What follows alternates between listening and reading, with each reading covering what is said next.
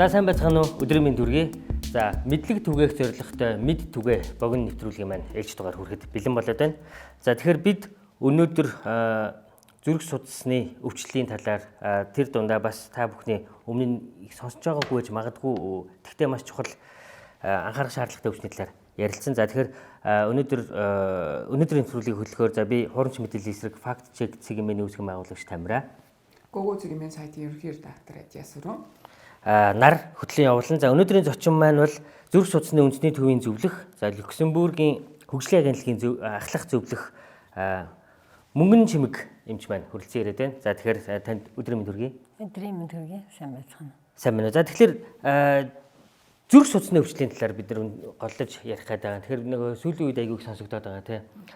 Залуу мөртлөө унтаад сэрэхгүй байна ч гэдэг юм уу. Эсвэл эргэн тойрон айгүйх сонсогдоод байна л да. Зүрхний өвчлөл ер нь нэлийн залууччлаа гэдэг яриануд байгаа. Гин тарвчлаа гэл. Өмнө чинь бидний үед төсөөллөөр чинь зүрхний өвчин гэдэг чинь бүр ингээд өвөө эмээч үед юм уу нэлийн ахмад насны ингээд харван барина гэдэг чинь тийм байдаг байсан. Сүүлийн 1 2 3 жил айгүйх сонсогдоод байгаа. Тэгэхээр энэ зүрх суд энэ ер нь яг иймэрхүү юм болоод байна уу? Эсвэл зүгээр бид нар тэгж одоо ойрынхоо хүрээллээс л тийм одоо тийм төсөөлтөй болоод байна уу? Зүрх судасны өвчлийн талаар та ер нь манад юу ямар хөө байдалтай байна та нэг суур мэдээлэл өгөөч.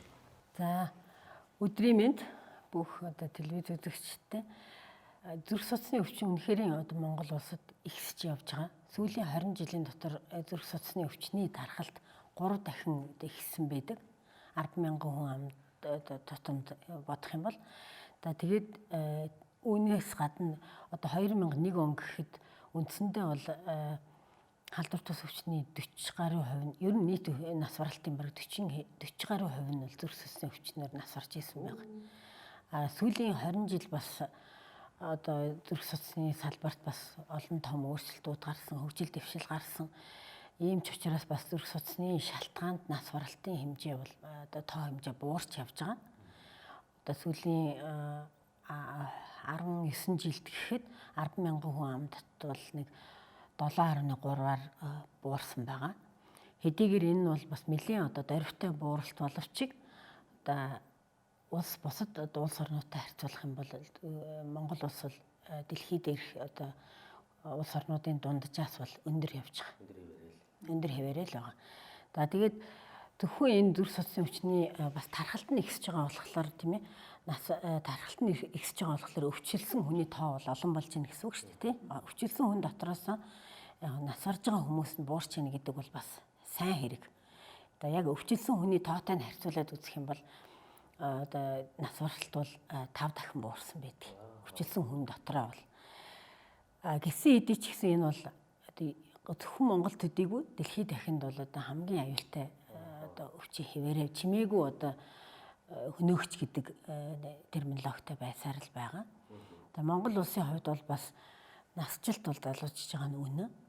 Яалтчгүй. Ялангуяа хөдөлмөрийн насны хүмүүс бол бас энэ ялангуяа даралт ихтэлтийг хянаагүйгаас тийм ээ даралт ихтэй гэдгийг мэддгүү, эмчилдэггүй, мэдсэн ч одоо эмчийн хяналтанд одоо эмчилгээгээ даган мөрддгүүгээс болоод тархин тус харуулт маш их байгаа. Ялангуяа залуучуудын дунд. Одоо бас нөгөөтэйгүр бас өнөөдрийн бидний ярих гэж байгаа энэ хэрхийн гаралтай зүрх судасны өвчин бол бас одоо 25-аас доошх залуучуудын дунд бол хамгийн илбэг тохиолддог нь байна.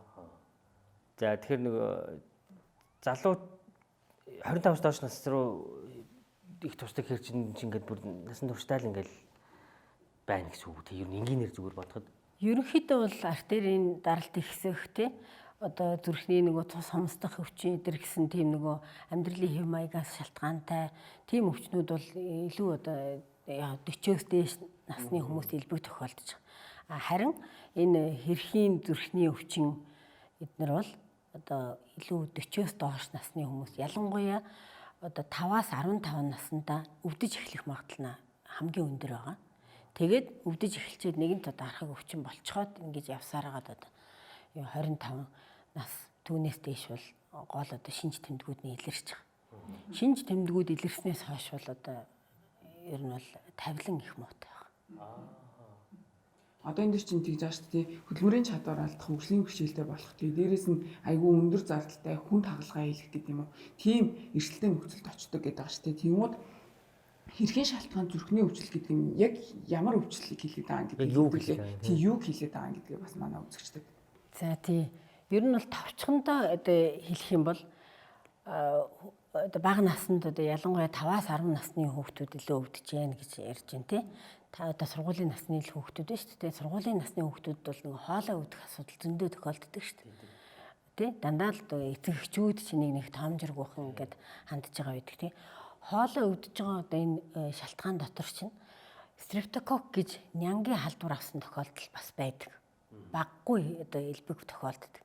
Тэр стрептокок гэж одоо нян хоолой руу одоо хоолой залгуур руу орж халдварлаад тэнд өрөвсөл үүсгээд цаашаага даамжираад дарахыг процесс эхлүүлээд тэгээд одоо нөгөө яг одоо механизмд нь ярих юм бол бас одоо нөгөө өөрийн эдэсийг тэр бактеритэй одоо андуурч одоо гэмтэх тийм одоо дархлааны тогтолцооны нэг тийм одоо гаж ариу урвал даамжирч явснаас шалтгаалаад нэг холбогч эдээ гэдэг гэмтээгээд эхэлдэг. Холбогч эдэг гэдэг маань хамгийн их хаана байна уу?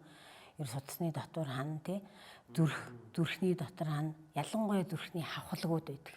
Тэр хавхлагуудыг очиж гэмтээгээд эргэлт буцалтгүй өөрчлөлтөнд одоо бүтцийн өөрчлөлтөнд оруулж байгаа. Тэгээд зүрхний хэрхэн гаралтай зүрхний өвчин гэдэг бол тэгж үүсдэг.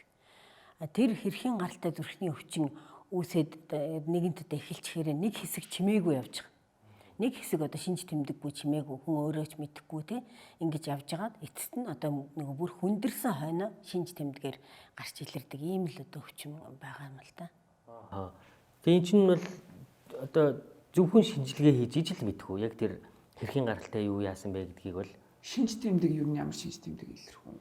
Илрүүлэх бол хэрхэн гаралтай одоо энэ зүрхний өвчнөөс урьдчилан сэргийлэх гэдэг асуудал өнөөдөр маш одоо чухлаар яригдж байгаа. Зөвхөн Монголд биш тий дэлхийд даяар чухлаар яригдж байгаа. Ялангуяа одоо энэ 2018 онд бүр одоо дэлхийн эрүүл мэндийн байгууллагаас энэ асуудалд бүр одоо онцгой анхаарал хандуулъя. Ягаад гэхээр энэ асуудал одоо хөгжиж байгаа орны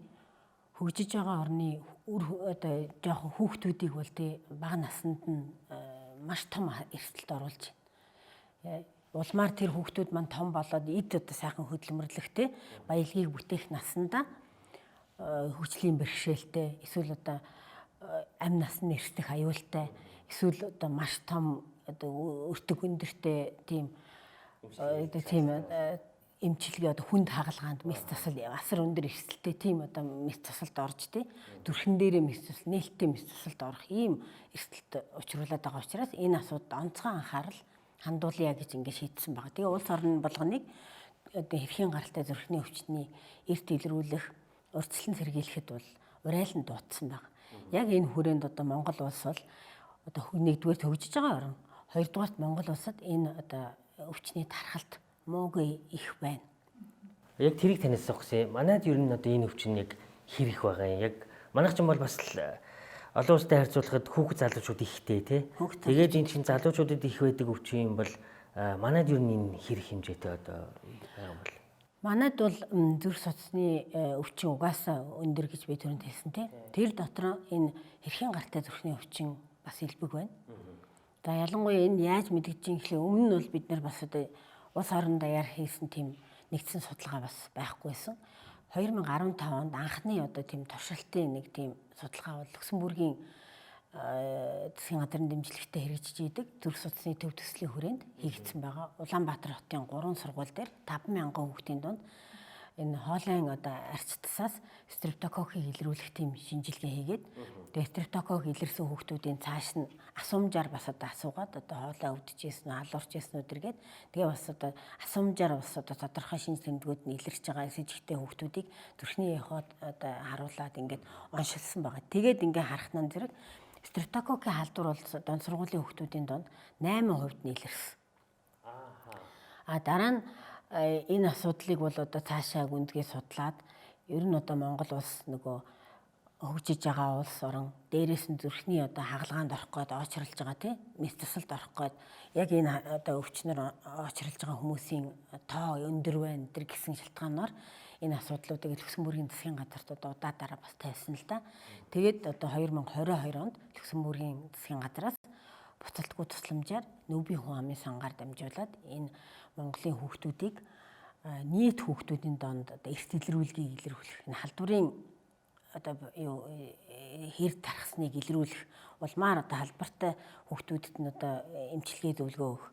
Энэ одоо өвчнөөс урьдчилан сэргийлэх, хүндрэлээ сэргийлэх чинь хамгийн гол асуудал бол эцэг эх, иргэд те байгууллага одоо сургуулийн эмч, сургуулийн хүүхдүүд, сургуулийн багш нар одоо эрүүл мэндийн байгууллагын хүмүүсийн мэдлэг байгаа. Мэдлэгчсэн байх хамгийн чухал байгаа. Тэгэхээр хүндрүүлэхгүй байх те тэр талаар өндөр мэдлэгтэй байж ижиж энэ одоо асуудлаас урьдчилан сэргийлэх одоо сайн сайхан байх те хүүхдүүдэд өвчлүүлэхгүй байх тийм боломж гарч ирж байгаа. Тэгэхээр мэдлэгжүүлэх энэ чиглэлд ийм төсөл одоо хэрэгжиж эхэлсэн. Тэгээ энэ төсөл одоо хэрэгжиж эхэлсэнд одоо би хувьдаа бол одоо энэ талаар бол одоо мөрөөдөж явсан эмч хүний хувьд одоо маш их баяртай байгаа. Энэ бол асар том одоо урьдчилан сэргийлэлт асар том аюулаас бидний манай ирээдүйн хүүхдүүдийг сэргийлэх ийм сайхан одоо үр дүн гарах юм төсөл байгаа даа. Урьдчилан сэргийлэх үзлэгийн тухайд гэхээр чинь сая ерөнхий боловсролын сургуулиудаар дамжуулаад авах шиг болсон тий. Амжаагүй бол яг өрхийн эмнэлгээр дамжуулна гэж ах шиг байсан. Энэний нэгдсэн дүн ер нь гарсан байгаа бол ихний байдлаар гэдэг юм. Тий. Хүүхд нэгдсэн үндэсний байгууллагын хүүхдийн сангаас зохион байгуулсан 6 аймагт Улаанбаатар хотын сургуулиуд бараг 300 мянга орчим хүүхдийг хамруулад одоо илрүүлэх хийгдсэн байна. Тэгээд яг нөгөө халдвартай хүүхдүүдийн тоо бол одоо хоолой залгууртай халдвартай одоо бактери тээж байгаа онцлогдсон тухайн моментуудад халдвартай байсан хүмүүсийн тоо бол нэг янз бүр байна л да. Зарим аймагт 15% нь халдвар байж хахад, зарим аймагт нь 6 байна. Улаанбаатар хотын түвшинд бол 6% нь халдвар илэрсэн байж байгаа. Тэгэхээр энэ халдвар илэрсэн байна гэдэг чинь хоолой залгуурт халдвар байгаа тохиолдолд ялангуяа нөгөө шинж тэмдэг өгж байгаа үедээ яг эд халдвар бусдыг халдвар тараах одоо эрсдэлтэй байж идэг. Тэгэхээр нөгөө мэдлэгчсэн те одоо өөрөө ч гэсэн одоо хүүхдэд жишээлбэл халуурлаа, хоолой өвдлөө яваад шинжилгээ өглөө, стрептококкийн одоо нян илэрлээ гэх юм бол одоо маска зүүхээс эхлүүлээл бусаддаа тараахгүй байх те. Бусдны хүүтний улирлаар эсвэл одоо хоолойны өвчин их байх улирлаар бүх анги нийтээрээ одоо маск зүүх, агаар одоо сэлгүүлэх гэтэр гэл ийм арга хэмжээ авснаар эндээс ч урьдчилан сэргийлэх боломж гарч ирж байгаа. Та яг манай нэвтрүүлэгч гэсэн мэд түгээе гэдэг энэ мэдлийг түгээх гэдэг байгаа. Тэгэхээр мэдлэгтэй байх. Бид нар нөгөө нэг эрүүл мэндийн суурь боловсрол ямар төвшөнд байгаагаа ковид үеэр бол нийтээрээ маш сайн мэдэрсэн те. Хүлээн зөвшөөрсөн. Тэгээд нөгөө мэдлэг өгөх үднээс танаас асуух гэдэг нэг үзэгч гэсэн мэдлэгтэй болоод авал түрүү нөгөө нэг шинж тэмдэг ингээд зүгээр л хоолой өвдөж ийн гэж бодоод их юм. Ер нь шинж ямар хөө шинж тэмдгүүд ер нь илэрдэг юм. Ерөөс энэ процесс бол нөгөө ийм процесс явж байгаа. Хоолой өвдлөө тийм ээ. Хоолой зөндөө одоо шалтгаанаар өвдөж байгаа тийм өөр бактери өвдөж байгаа. Хоолой өвдсөн хүн яваад одоо хоолойны арчтсаар шинжилгээ өгөх хэрэгтэй байна. Одоо лабораторид ямар ч эмнэлгийн лабораторид хоолойны арчтсаас тий бактериологийн шинжилгээ авч байгаа. Эсвэл бас зөвөртэй байх үедээ. Тий. Одоо хоолой тэхгүй бол мэдэхгүй шүү дээ хүн чинь тий. Тэгэхээр дүү зүгээр эрүүл хүн чинь гинтхэн шинжилгээ өгнө гэж байна. Хоолой өвдлөө гэх юм бол эхний одоо арга хэмжээ бол одоо тийм байгаасаа гэж би хүсэж байгаа. Мөн түнчлээ одоо тийм төрөвчлсэн онцлогрууд байна. Одоо нэг ковидын тест шиг тий. Тэрүүгээр нөгөө стрептококкийн анги илрүүлдэг. Тийм төрөвчлсэн онцлогор. Одоо энэ нэгдсэн үндэсний байгууллагын хүүхдийн сангаар одоо төрөвчлсэн онцлогороор ингээд халдварыг илрүүлж байгаа байхгүй. Тийм төрөвчлсэн онцлогороор ч гэсэн удахгүй бол аптекуудад бий болох байлгүй. Тэгэхээр гэртээ ч гэсэн яах боломжтой болно тийм. Тэр бол боломжтой онцлогор байхгүй. Үзлээ стрептококкийн халдвар эхэллээ. Илэрлээ тийм үү. Тэгэнгүүт эмчид очиж үзүүлнэ тий. Сургуулийн эмч, өрхийн эмч, сумын эмч тий. Одоо дүүргийн эмч хаана л байна эмчтэй одоо очиж үзүүллээ. Хүүхдийн эмчтэй очиж үзүүллээ. Эмч нар маань энд ямар арга хэмжээ авах вэ гэхээр стрептококк илэрсэн тохиолдолд нөгөө антибиотик эмчилгээг хяналтанд ор үргэлжлүүлнэ. Тэгснээр тэр одоо өвчин тэр шатандаа одоо бүрэн алга болох боломжтой байна. Үгүй эмчид очиагүй одоо хоолой өвдөөд стрептококк байна байхгүйгаа ч илрүүлээгүй бол даамжирч явна. Цаашаа энэ бүр антибиотик угаал эхлэхэд нэг 24 цагийн дараагаас эхлээл халдваргүй болчихж байгаа нөгөө хүн маань. Бусдад халдвар түгээхгүй болчихж байгаа. Гэтэл нөгөө антибиотик үзүүлээгүй антибиотик дээр уугаагүй хүмүүс ч яг 2-3-7 хоног халдвар түгээгээл явж байгаа. Өөрийн мэдлэгүүгээр. Тэгэхээр энэ бас нэгдүгээрт аюултай байна. Хоёрдугаарт нөгөө хүндээ хүүхдтэй илүү одоо маш одоо сөрөг үр дагаварт. Яагаад тэгэхээр хэд хэдэн удаа одоо стрептококкийн тийм халдвар авлаа. Эсвэл хэд хэдэн удаа одоо нөгөө халуурах шинж тэмдэг, биеийн дээгүүр гөвдрөө тууралт гарах тий үе мөч өвдөх хэдэр бол нөгөө ревматизмын одоо халууралт чичрүүдэс гэж нэрлэдэг байгаа. Rheumatic fever гэж англиар нэрлэдэг.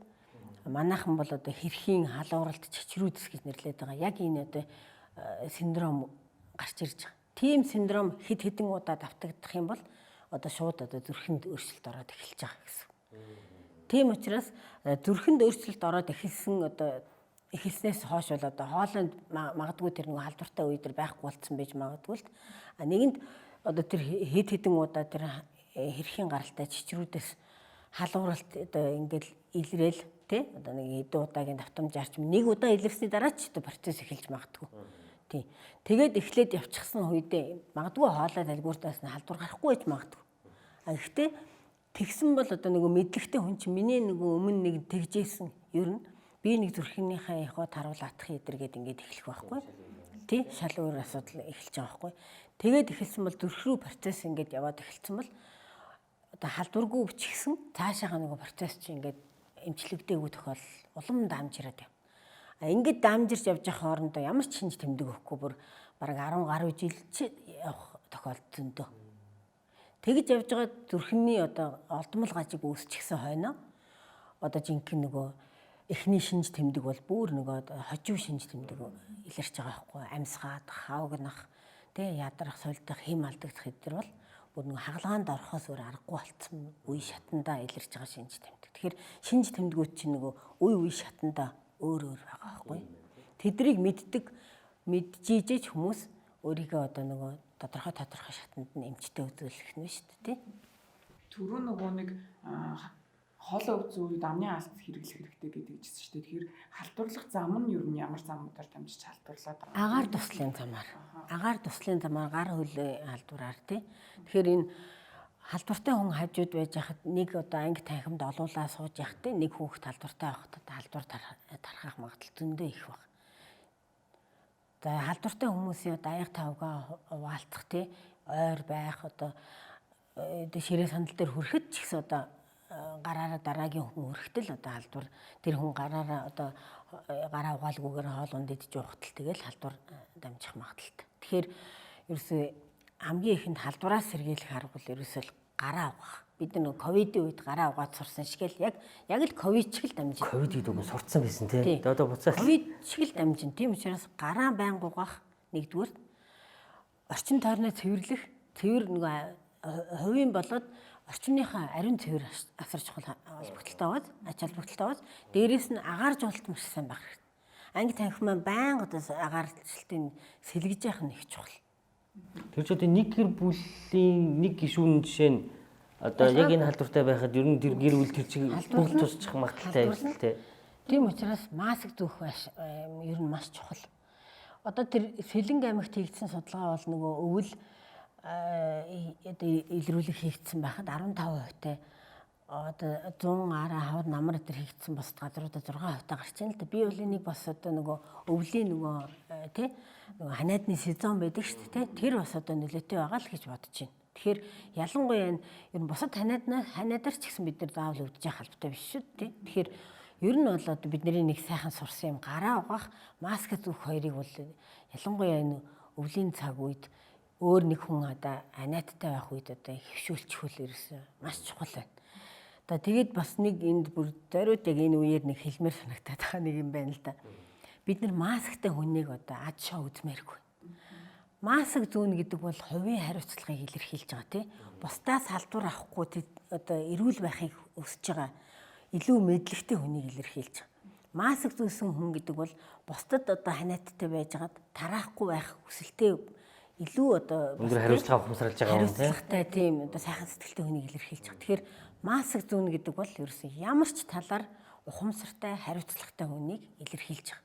Тэгэхээр маск зүүх асуудлыг бол одоо дунд сургуулийн түвшинд байгууллага одоо хамт олон тий одоо энэ худалдааны төвүүд дээр бол аль болох л одоо өргөн байх юм. Гоё мессеж байна. Маск зүүсүүнийг бол алдаршуулах хэрэгтэй юм тий. Хүндлэх хэрэгтэй. Гэж надад юу гэдгийг одоо Урьдчилан сэргийлэх үйлдвэрийг явуулчлаа. За 6-аас 15% нь жишээлбэл халдвар авсан байлаа гэж бодъё. Тэгмүүд халдвар аваагүй байгаа хүмүүс чинь маск зүүх гэдэг юм уу, өөр тийм тэрнээс өөр сэргийлэлт юу байгаа? Вакцин гэдэг юм уу, эсвэл ямар нэг тийм байдаг үү? Вакцин бол одоо судалгааны шатандаа явж байгаа. Энэ чиглэлээр одоо Дэлхийн эрүүл мэндийн байгууллагууд одоо бүгд л одоо яг одоо чиглэж байгаа хэд хэдний 5 одоо үндсэн үйл ажиллагаа байгаа л да. Тэрний нэг нь бол вакцин маш хурдтай одоо бүтээгч гаргах. Гэхдээ одоо энэ судалгаа бүтээгдэх үе шатандаа явж байгаа. Хувь хүний хувьд бол бид нар яг одоо түрүүнд хэлсэн шиг маск зүүх, гараа сайн угаах, биеийн эсрэг үйлчлээ сайжруулах, өвдсөн бол одоо яралтай тест хийж онцлогоор үзэх. Тэгээд одоо бактери илэрх юм бол эмчлүүлэх. Ингэж л бид нар урьдчилан сэргийлж байгаа. Хүндрэлээс урьдчилан сэргийлж байгаа. Тэр хувийн ариун цэвэртэй л Хүний ариун цэвэр тийм. Түрүүний хальт асуултанд оруулсан байсан. Би нөгөө яг эмчийн амнаас нь ер нь энэ ингээд зүрх судас руу орлоо шүү дээ. Одоо даймжраад те энэ нөгөө тэгэнгүүт аста та түрүүн за хөдөлмөрийн бүтээмж алдах ч байдаг юм уу те. Ер нь ингээд аста ямар хугацаанд үе шатаар янз бүр гэсэн ямар одоо тодорхой эрсдлүүд байдаг юм бэ ер нь. Мэдээж эцсийн шатандаа бол бүр нас барахч байх бах те. Тэр хүртэл одоо ямар энэ өвчний ерөөсөө дэлхийн нийтийн тодорхойлолтод байгаа нэг юм л хэрхэн гаралтай зүрхний өвчин бол амь насанд аюултай өвчин гэж байгаа. Ганцхан энэгээр бүр шууд тодорхойлж байгаа. Хоёрдугаарт нь хөдөлмөрийн чадвар алдуулах, өндөр эрсдэлтэй мэс засалд орох эрсдэлт учруулж байгаа өвчин гэж байгаа. Тэгэхээр энэ ойлгомжтой. Зүрхний давхлагын одоо гэмтээгээд бүтцийг өөрчилнө гэдэг бол тэрийг бол эмээр засахгүй. Зөвхөн мэс заслаар л засна. Тэгэхгүй бол зүрхний дутагдал үүснэ. Нөгөө зүрхний дутагдал гэдэг чинь амьсгаадаад явж чадахгүй, хавагнаад явж чадахгүй, тий, унтаж чадахгүй, бачуурсан, бачимдсан маш зөөртэй одоо амьдралын чанарыг бүр эрс дороотуулдаг тийм өвчин шүү дээ. Тэгээд тавилан муутай, маш тавилан муутай тийм өвчин байна. Тэгэхээр энэ бол нэгэнт одоо зүрхний давхлаг руу, тий, зүрх рүү орчихсон тохиолдол бол тавиланд бол маш таарав. сонирхоод асууд хэрхийн гаралтай гэдэг нь энэ хэрх гэж ямар үг юм? Хаанаас ямар учиртай үг юм? Хэрх гэдэг яг монгол үгийг бол би бол бас сайн янз бүрээр хүмүүс тайлбарладаг юм билэ. Нөгөө яг бактерийн эсрэг дархлааны тогтолцооны эсүүд тэмцэж эхлэхдээ бактерийн одоо тэр гадаргуунд байдаг нэг ижил төстэй одоо молекул бүтцүүд байт юм байна л да. Уургууд.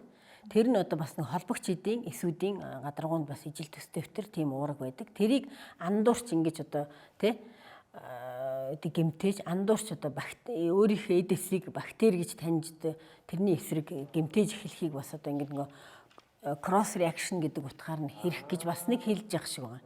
Тэгж нэг тайлбарлаж байсан. Бас зарим одоо үе мөчний эмч нар бол бас нөгөө эхэндээ нөгөө ревматизмын хэрхийн гаралтай нөгөө чичрүүдээс халууралт гэдэг нэг юм яригадаад байна шүү дээ, тий? Халуурч нөгөө арьсан дээгүүр гөвдрөө өдөр туурч явах тэр үе шатанда бас үе мөч өвддөг. Тэр үе мөч нь одоо ингээд нөгөө хэрж өвддөг. Нэг өдөр нэг үе мөч нөгөө өдөрч гэдэг юм уу, тий? Тэгж нөгөө олон үе мөчнөөс ингээд шилжээд ингээд өвдөд гэдгийг нь бас одоо хэрж өвдөнө гэж тэрнээс бас гаралтай гэж бас яригадаад байгаа. Урьдчилан сэргийлэх үйлдвэрийн хувьд дараа нь хүндэрсэн тохиолдолд зүрхний яхаа хэрэгтэй гэж байгаа, онцлогоор хэрэгтэй гэж байгаа. Тэгэхээр энэ юу нь манай улсын хувьд хүртээмж ямар хөө байдгийм бэ те. Сая одоо жишээлбэл 300 мянган хүүхдэд шинжилгээ хийлээ гэж энэ тэр ингээ бэлэн байж байгаа юмар хийчихдэг юм уу? Аптект ороод би жишээлбэл хоолой манай өвдчлөө гэвэл нөгөө нэг юм аваад хийгээд үзэх хүртээмж хэр байгаа юм бол. Маш чухал асуулт байна, баярлалаа. Энэ онцлогыг одоо дөнгөж л одоо эхэлж ингэж одоо тестэлж явж байгаа нь одоо нүүбийн хүүхдийн сан байгаа. Тэгэхээр энэ ингэж одоо тестлээд энэ ингээд бас энэ чинь давхар хяналт явж байгаа.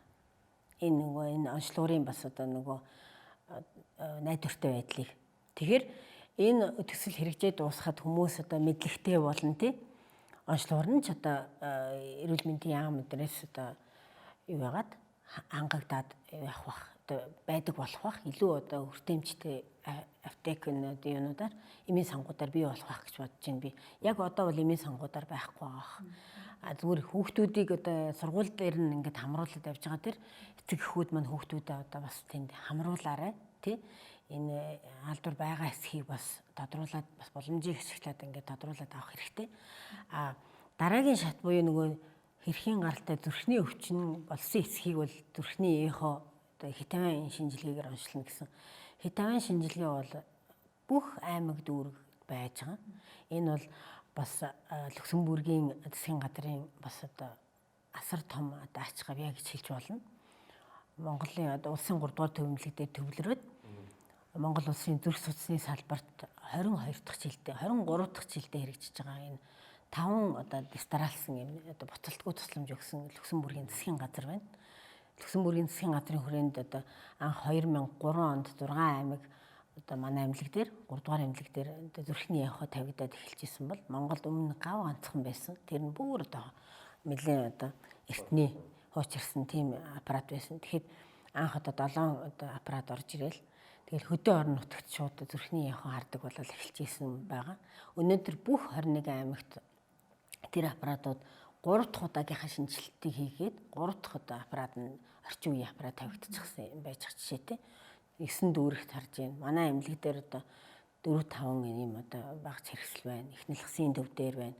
Одоо бол зүрхний эхо харуулах асуудал бол хувийн эмнэлгүүд ч одоо энэ чиглэлээр бас их хөгжсөн. Зүрхний эхогийн одоо хүрэлцээ бол Монгол улсад бол хангалттай байгаа.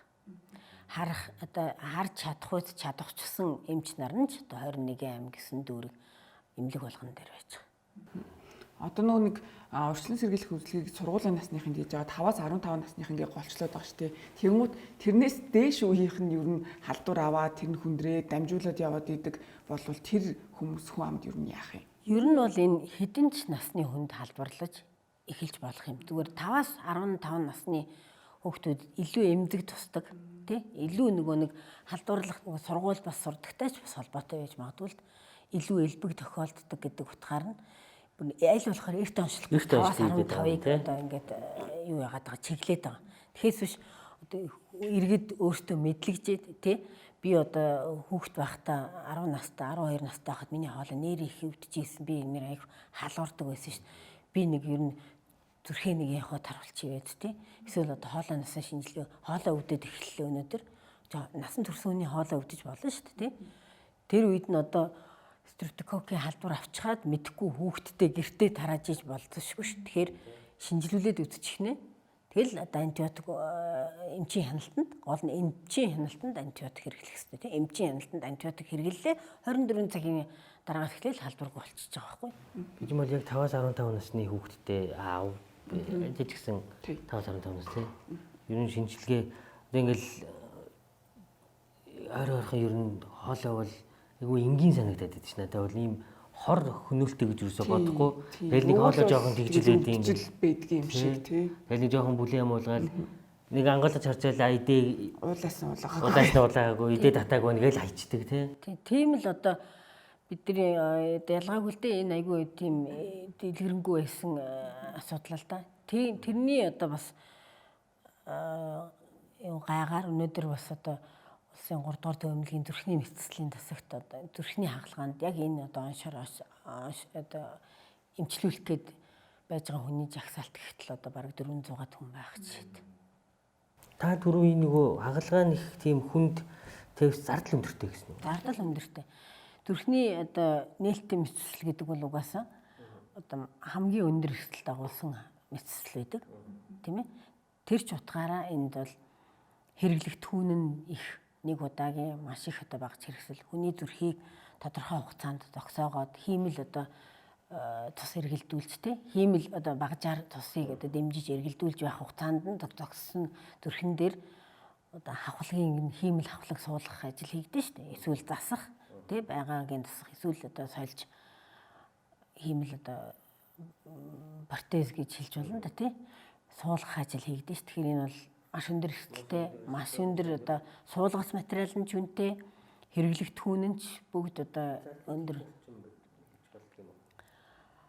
Зардал бол нөгөө хэрэглэх түүнээс шалтгаална. Одоо гадаадад бол одоо дунджаар өндөр өртөгтэй, өндөр одоо хөгжилтэй орнуудад энэ мэс цуслыг хийхэд нэг 50-аас 70 мянган доллар. Тэгэхээр л түрүүний энийг би нэг асуугаад байгаа нь Хойш тогтсон илүү өндөр зардалтай, илүү өндөр одоо хэцүү болно. Тэгээд тавилан муутай тий. Дахин хэлээд байна. Тэгэхээр л нөгөө аль болох багаас нь 5-аас 15 нас дотроо. За тэгэл дор нь үе шат болгон дээр хариу арга хэмжээ урдсан сэргийлэх маш чухал. Тэрийг хийгээл явах нь хамгийн зардал багтай бөгөөд хамгийн үр дүн. Хамгийн зардалтай. Тийм ч учраас өнөөдөр Дэлхийн эрүүл мэндийн байгууллагаас Дэлхийн зүрхний холбооноос энэ бол нөгөө сэргийлж болох тэгсэн мөртлөө амь насанд аюултай ийм өвчин байгаа байхгүй.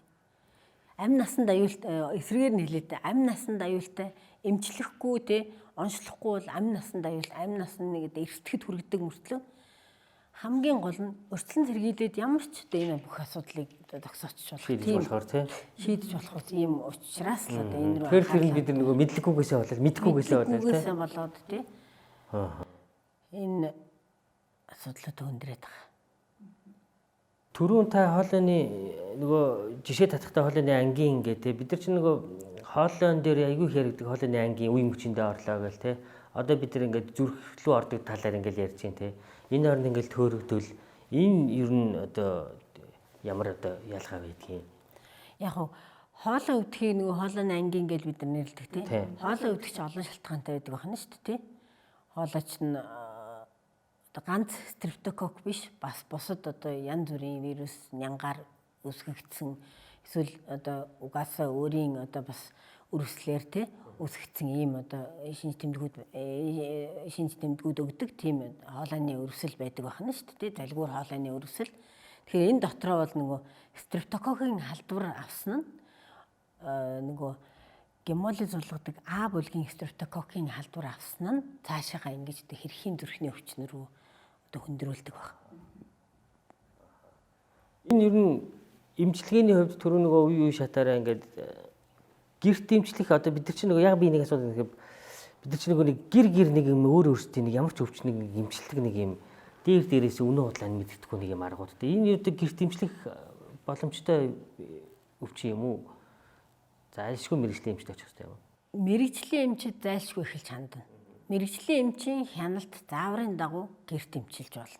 Тэгэхээс биш гэрийн эмчийн одоо гэрийн одоо сайн дурын тий эмч одоо юу гэдгийг уламжлалт аргач гэдэг юм уу тий нэг тийм аргуудаар энийг эмчлээ зогсоочно гэсэн ойлголт биш ээ. Тэгэх юм бол өөрийгөө эрсдэлд оруулж байгаа, үр хүүхдээ эрсдэлд оруулж байгаа байтал. Яг нь ганц нэг тохиолдолд эсэргүүцлийн сайжруулснаар тий хоолойн идэгчдэг тийм тохиол байж болно. Гэхдээ тэр цаашаах одоо хүндрэлээс аварч ийн үгүй юу гэдгийг судалсан юм байхгүй шүү. Тэгэхээр тийм эрсдэл хийж яхаар эмчтэй очиж үзүүлээл тэр одоо ням байна байхгүй тодруулаад тэгэл тодорхой маш тодорхой эмчилгээтэй одоо пенициллинээр эмчилдэг. Тэгээд тэрийг эмчийн хяналтан дотор одоо нэлээд харин нэг одоо нэг асуудал бол одоо нэлээд хэдэн жил бол үргэлжлүүлэн явдаг тий хийгддэг. Тэгээд цаашаага ямар ч хүндрэл одоо өсөхгүй. Тэгвэл эдгэж болдог өвчин тий. Эдгэж чинь тий. Заавал зүрхэнд бол орохоос өмнө эдгэхэд бүрэн боломж. Бид нөгөө энэ яг энэ ялангуяа энэ мэд түгээн нэвтрүүлгийг ингээл анагаахын салбарын олон мэрэгчлэнүүдтэй ингээл эмч доктортой ярьж байхад л манай чинь нэг асуудал байгаа шүү дээ. Гэр болгонд нэг сайн дурын эмч байдаг. Тэгэл хаанаас мэдээлэл авсныг мэддэггүй. Тэгэл дур мэдээлэл эмчтгэл үзээдэг тий. Энгийн ханаад томог бол гэрийн нөхцөл бас эмчилж болно шүү дээ. Биеийн эсэргүүцлийн сайжруулснаар эмчилж болно. Гэтэл энэ бол бас өөр асуудал. За ерөнхийдөө бит хоёрын асуулт ингээд дуусж байгаа. Төгсгөлд нь болохоор таны хувьд бол зүрх судасны үндэсний төвийн удирдлагаар 10 гаруй жил ажилласан шүү дээ. Тэгээд зүрхний өвчлөл ер нь их байна, хүндрэл их байна гэдэг байгаа. Тэгэхээр бас яг нэг өөрийн мэрэгжлийн зүгээс тэгээд зүрхний өвчлөөс урьдчилан сэргийлэх гэдэг юм уу? Тэр чиглэлээр бас нэг зөвлөгөө өгөөд дуусгавал зүгээр юм уу гэж бодлоо. Тэр асуултаар бас гараагүй дахиад хүчтэд хилээд үлдээе гэсэн тийм одоо мессеж байвал бас тий. За намайг бас урьж оролцуулсанд ийм одоо иргэдтэйгээ харьцах боломж олгосон та бүхэн танай байгууллагын хамт олондоос талархаж байна. Тэгээд иргэд маань бол ерөөсөө зүрх судасны өвчин гэдэг бол ер нь бол нөгөө халдвар тус өвчин тийм ээ. Тэгэхээр халдвар тус өвчин юунаас шалтгаалдаг вэ гэхээр ерөөсөө амьдралын зөв хэв буруу хэвшлээс л одоо шалтгаалдаг. Биеийн жингийн илүүдэл тий арх тамхины хэрэглээ, ялангуяа тамхины хэрэглээ. За тэгээд одоо сахараа хянахгүй тий нөгөө сахарны диабет, чихрийн шижин гэж нэрлэдэг тий чихрийн шижингээ хяналтгүй байлгах, даралт ихтэй байхад нь тэрийг үзэхгүй хянахгүй байх тий хөдөлгөөнгүй, хөдөлгөөний дутагдaltaй амьдрах, тэргээд энэ бүх өөх тос учиргүй хэрэглэх суугаа амьдралтай суугаа аж төрөлтэй одоо хүмүүс байж ич маш их өөх тос их хэмжээгээр хэрэглэх тэр нь даргалтанд хүрэх тэр нь одоо тусны холестерины хэсэгтэл энэ амьдралын одоо буруу дадал хөвчлээс болж ирнэ зүрх судасны ихэнх өвчнүүд энэс одоо шалтгаантай байна. Тэгэхээр эрүүл одоо манай зүрхний төвөөс бас төвшүүлж байгаа нэг ураа байгаа. Эрүүл зүрхтэй удаан жаргалтай амьдрья гэж. Энэ бүхэн бол та бүхнээс хүн болгоноос хувь хүмүүсээс нь өөрөөс нь хамааралтай байдаг. Эрүүл зүрхтэй удаан жаргалтай амьдрахад бид нэр зөвхөн энэ одоо эрсдлүүдийг л багасгах хэрэгтэй. Илүү одоо цэвэр агаарт алхаж гүйж те залуучууд сайхан гүйж алхдаг болсон байна. Энэ бол айгүй ухамсартай одоо сайхан оюунлаг байгаагийн илэрхийлэл. Тэрийг одоо хөвлөн дэмжиж одоо яваасаа гэж бодож байна энэ нийгмийг те. Дээрээс нь одоо энэ мэдлэгч хэрэгтэй байна. Альва энэ өвчний талаар ямар тохиолдолд бид нэр даралт ихтэлт гэж юм байдгийг даралт ихтэлт гэж яриад байх юм. Би яагаад өнөөдөр гэртээ нэг тий Монголын хүн ам дотор өнөөдөр 40-с дээш насны бараг 70% даралт ихтэлттэй явж шít. Ялангуяа эрэгтэйчүүдэд дунд. Одоо дундчлах юм бол 50% нь байж байгаа чинь. Амбулатороор дөвлөх поликлиникээр үзүүлж байгаа хүмүүсийн зүрх судас гээд үзүүлж байгаа хүмүүсийн 50-аас дээш хувь нь даралт ихтэй. Шууд онцлогдож байна. Ер нь одоо нийт хүн амын дунд авч үзэх юм бол 25% нь даралт ихтэлттэй. Даралт ихтэлт гэдэг бол ерөөсөө одоо онцлоход амар амархан асуудал. Бид нар энэ даралт ихтэлтийн эсрэг бол одоо том үйл ажиллагаа одоо өөртөөхөө хэрэгэл одоо бүр чадах бүх чинээгээр одоо зүтгэж байна. Одоо хувь хүмүүсийн талаар бас мэдлэгч хичээг хэсэ гэж бодож байна.